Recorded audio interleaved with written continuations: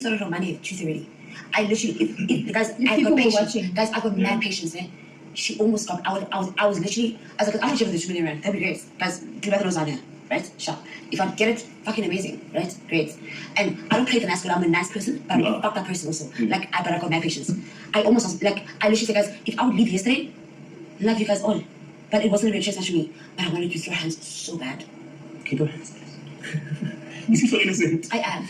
I am so I was at my wit's end. And like, shout out to Liema, Trixie, Uklebi. I never had a problem in the house, but like, she was just always just there. But you know, so I actually liked that we like got all separated, like we vibed and all that, like it was a great time. But let me tell you, I was ready to risk it all yesterday. And I literally prayed about this last time when I prayed, I said, God, if you want me still in this competition, I literally said, I said, God, if you still want me to be with this house, you gotta make sure that Thandeka pulls out of our group tomorrow. And She did exactly that. Was it God or my mother? Whoever went to them, whoever it was, they went. I literally said yesterday, because everyone was crying. My energy. Your ass. My energy yesterday, I've never in my entire existence felt like that. To the point where I felt this bitch is working together. She's here, sent to fuck me up.